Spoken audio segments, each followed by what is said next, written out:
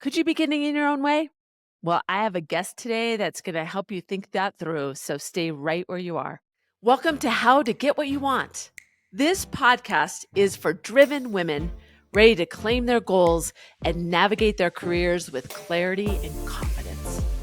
Join me as we explore real stories, tools, and strategies to help you steer your career exactly where you want to go. Let's get started on helping you get what you want.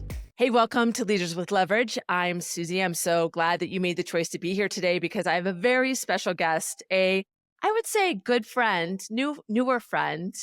I would say we're good friends. How are you, Jeff?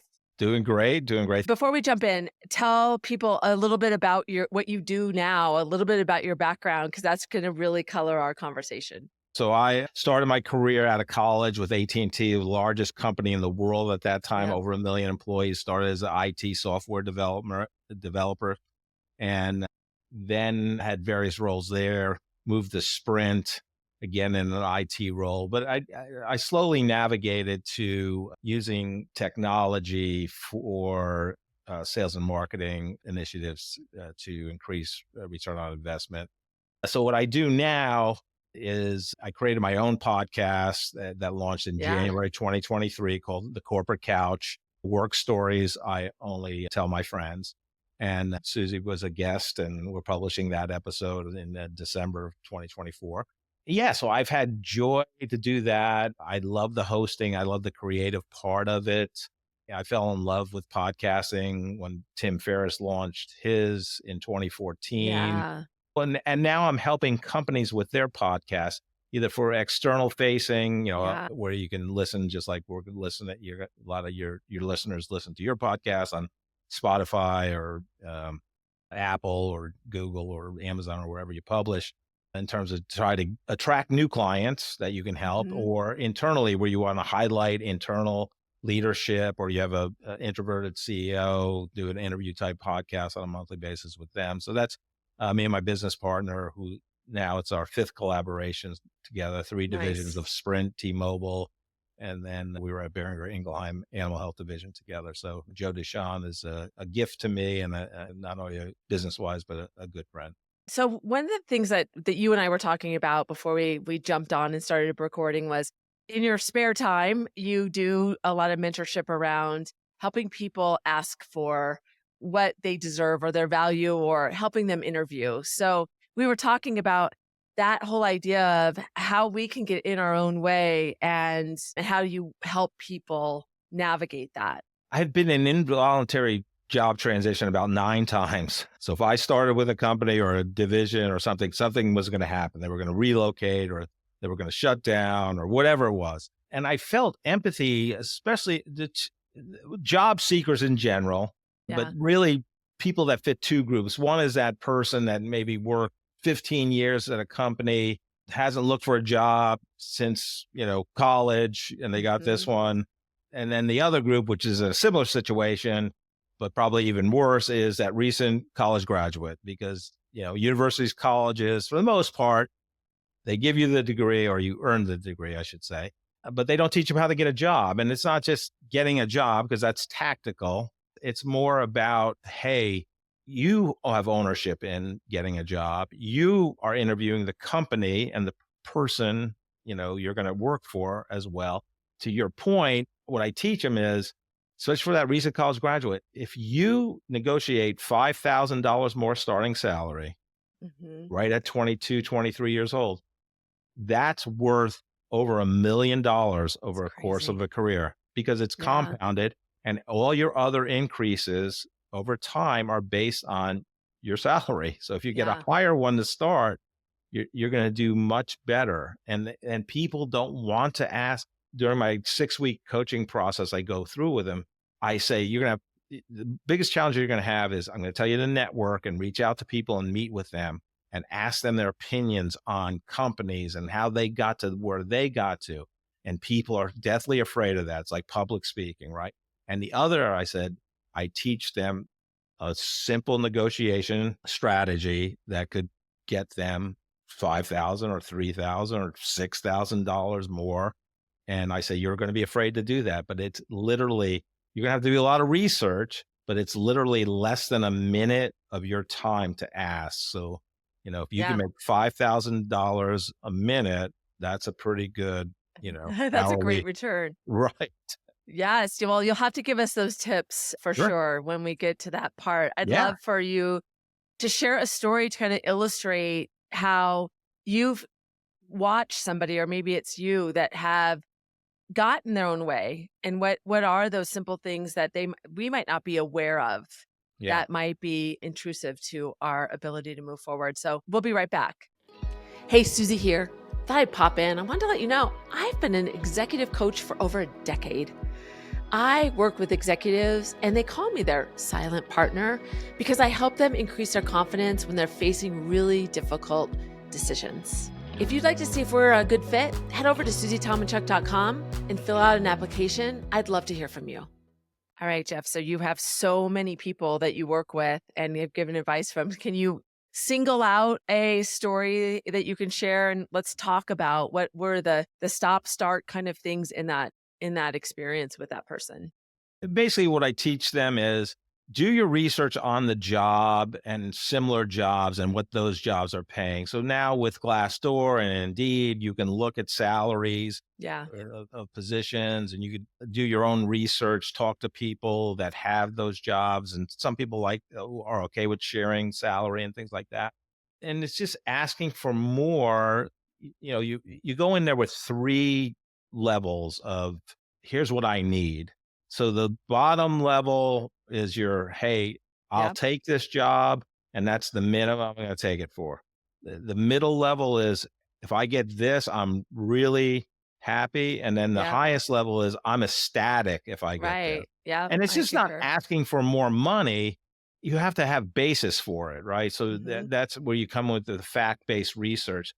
I worked with somebody, they were not happy with the offer, but they got basically a $5,000 salary increase and a $10,000 signing bonus and more days off because it's not just about salary. Now, Yep. you want more salary if you can get it, but for me personally, one time they said, "Yeah, we cannot move on this salary," and I had provided all this information from other companies of what they pay, but I got a signing bonus that was basically a 20% of my salary. Now that's good, but it's a one-time thing, right? You Yeah. have it and it goes away, but it's something to negotiate. And Those factors, even asking that question and not being limited by this is what the offer is, take it or leave it. That they don't say that, but that's right. how we sometimes interpret that. Wouldn't you agree? Yeah. Yeah, and that's a great point because here's how I tell them to start that conversation. Just you're ecstatic about working Yes. here, and thank you so much for this opportunity. I'm going to help us do great things together. So Yep. show that passion, show that you're grateful for the offer, and that's how you start it. And literally, it outside of the research, you just say, you know, based on my research, I think this job salary is, you offered X. I'm thinking it's X plus $10,000 Yeah. based on my research. And then it's silence. Don't say anything. And it's hard, but because let that person talk and see, because they're not going to rescind the offer. If you're Oh. respectful, you have basis for it. Mhm. People respect that, especially if you're every salesperson should do it, first of all, Yeah. because that's what you Right. do. The other thing is they expect that. They hear that a lot. And I also think that's so funny that we can get in our own way. I can remember myself feeling this way that, oh, if I ask for more, they'll think I'm ungrateful and they'll just take the job away. They'll take the offer away, but they want you. Right, And even if you can say it, you don't have to say, give me this or else. Like you said, it's all right. about your frame. Like, Yeah, is there some room? I was really looking for a higher number. What can we yeah, do together? Can we be creative together? right, And that can unlock some other yeah. opportunities, pieces of leverage, if you will. Now, I don't know if I should say this, but I'm going to. Like, Yeah, so I did please. rescind an offer one time because the person took some bad advice. The person was a contractor for us, and we had an opening. They were getting advice from the person that was leaving because they worked together. So this person worked Yep. with us. and was very aggressive and basically demanded the increase, where I actually did give the person an increase in salary from what they were making. So Yep. it wasn't like I'm trying to get the person on the cheap. And we had not gone to written, it was a verbal, and I rescinded it Uh, because I was not grateful. So I'm like, yeah, Yeah. we can't have that here. So Yeah. It is all about reading the room and reading what that is. You can't just ask for $1 million if there's not $1 million available. But I had a person to take a kind of internal view. He was being asked to oversee a whole new area of the business, and he really didn't want to do it for a lot of different reasons. He loved his team and he wanted to stay there. And he decided, to your point about floor ceiling, really understanding what would make you ecstatic. He asked for a lot of money, and there wasn't a set budget for that role, and his boss really thought he was gonna be the one to do it, and she wanted to make him successful, and so she said yes. And mhm, so you never know. You have to really make the decision on your own about what is gonna make you happy. yeah. And if that person that you rescinded decided that that was the only way and they chose to not pay attention to the signals that you were providing, that was a choice they had to make. Yeah, and really sometimes you just even without basis, a ton of research, you can say, based on what I know about this role, I'm thinking it's worth $5,000 more salary. Yeah. And I recently coached somebody to say that, and they got it. You have to at least ask. And it's Yes. always funny to me that people are afraid to do that, especially if they don't have the experience to do it. It feels awkward. And especially internally when you have too much information. I know we've been going through layoffs. I know we have had budget crunches, but still being able to time it, be thoughtful about it, and being rational about what you're asking for and Yes. looking at the value. And I know you and I we had some formative years in our professional career, you at Comcast and myself at Sprint, now T-Mobile.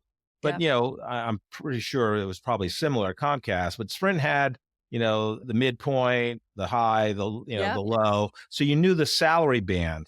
And I became very familiar with salary bands early on. So that, even internally when you get a promotion, if you know the salary bands, which should be available to you, but a Sprint that was readily available, especially if you led a team of people, you knew the salary bands. So you can base it on that too. It's like, oh, I was hoping a little bit, closer to the midpoint or a little above midpoint. Like Yeah. it's 30 seconds of an ask that could be worth, 5,000, 6,000, 10,000, whatever. A little bit of uncomfort. And Yes. and when you have the data, it's harder to negotiate with ambiguity. And the clearer that you can get, the better that you can drive toward that end. And even if they don't give it to you, the other thing I coach about is, if you're starting with a new company, or you say, if you have no room to move now, how, can we agree on some six Yes. month objectives that if I Yes. achieve them, I can get 5,000 more dollars in a salary increase or something, whatever it is, right? Yes. It's not a negotiation, it's just not in that Right. time and place. You can definitely set that up. All right. I'm excited for this. I'm going to take notes as we go along because I want to hear these tips. So tell me what is your first tip that you give to people? Well, I mean, I think it's being comfortable with being uncomfortable. And I think we've talked about this, I think, on my podcast. Adam Grant has a great example of people think it's selfish to ask for more. But whether, you're supporting a family or part of Yeah. that, with you and your partner supporting a family, think about them. Like money allows you to do things, and it's not the end all be all, but it does provide things that a family would like. So think about the bigger picture and not just being selfish. And even if you are just a person that you support yourself, it's just like money provides you things that you can do fun things with. So don't, think about those things when you're in Yeah. this place to make it more comfortable for you. Yeah, and so it's really analyzing and taking the time to understand what might be blocking you, getting in your way, and being able to zoom out and reframe that for yourself because it is value to others. I would also say that internally when you ask for more, and whether it's money or experience, exposure, professional development, that also provides some courage for other people. They might be able to benefit from the yes that you get, but it also reminds the person in front of you that you're developing and you want to grow and learn. What's your second tip? The second one, I would say, I mean, it's a lot about preparation. So when Yeah. you make it fact based, whether it's with a new company, a new role, like if you're a recent college graduate, you really have no baseline, no context. But say use Glassdoor, use Indeed, look at similar jobs at that, or look at that company because something, that you can have your job and it'll have the salary ranges, or look at other similar companies with that similar type role and see what people are paying, or do the research. If you get new people that worked at that company, ask them, because then you make it fact based. And if you're an internal, like if you get, it's time for salary review time, annual review, come in with your accomplishments. Make sure you document your accomplishments, because you make it more of a fact based conversation versus I want more money. And framing it, it's all how you frame it and say, I've been contributing to this level and what I've been able to do through my leadership with my team.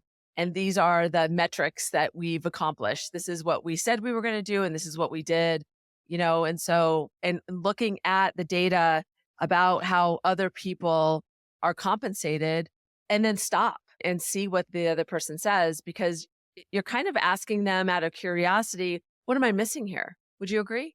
Yes, yeah, 100%. And then you can get some clues on what are the barriers that they have, because they might say, well, we don't have time now, or we don't have the budget right now. But then that opens the door for you to say, okay, then let's agree on when this can happen. Is Right. that advice that you give too? Yeah, exactly. So I would say my third tip would be, yeah, it's not just salary. One Yeah. of the main things I'm big on for myself, as well as the people I lead, you know, less talk about your personal development, Yeah. right? So, you know, people, may be happy with their salary on a new job offer, but you can ask them, what else could I do for you? And they say, Yeah. well, I may want to go to a seminar that's $1,000. You're like, okay, that's great. That's an easy give, Yeah. right? Or they may want more vacation time. I worked at a company where there was no negotiation on vacation time. Everybody got the Mhm. same, from the CEO to, and I actually, kind of circumvented it. I said, "Here, you get these 5 days for free. It's an agreement between you and I, because that person in a previous job was going to get five more days because of their tenure." So I just said, vacation days are easy to give, in my opinion. Yeah. Like, who cares? You don't count the number of hours you work. If you're salaried, so why do you count the number of hours you're off?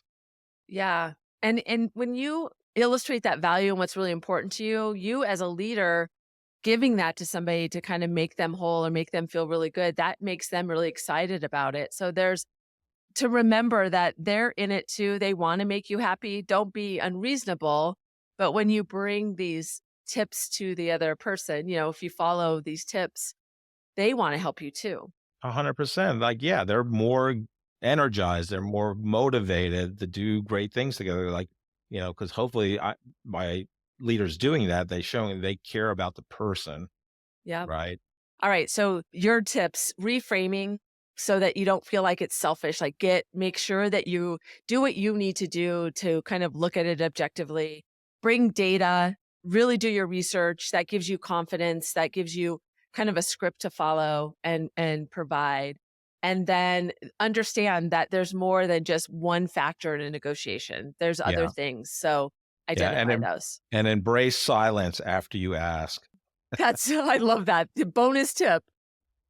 Right after an offer and right after you ask. Right. Absolutely, practice silence. Practice it. Practice, Yeah. practice silence. Yes. 100%. So there's a lot of people at the table. It would be interesting to kind of flip the script and look at it from the other side. What's your perspective on that? Yeah, I'm just amazed at leaders that want to get people on the cheap, right? So Yeah.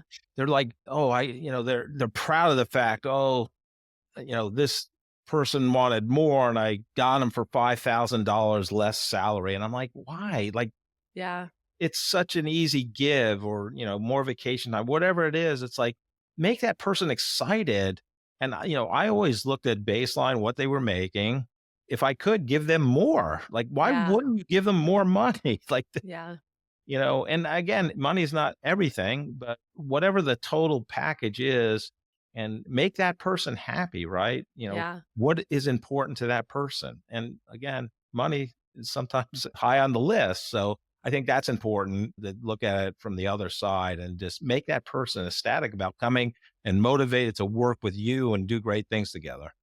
I think that's so great, and I also that is a limiter because it's like you get in your own head, like, "I need to make sure I got the best deal," but you're right, that also is the basis of trust and say, "I'm gonna make sure you get this because I want you to be really excited to be here because I'm excited that you're here." What a great way to start that and be able to and if they ask for something, understand that that took them courage, so that if you can give it to them, give it to them. Why not? Right. 100%. Oh, I love it. So such good advice. We definitely come from the same perspective on this whole topic.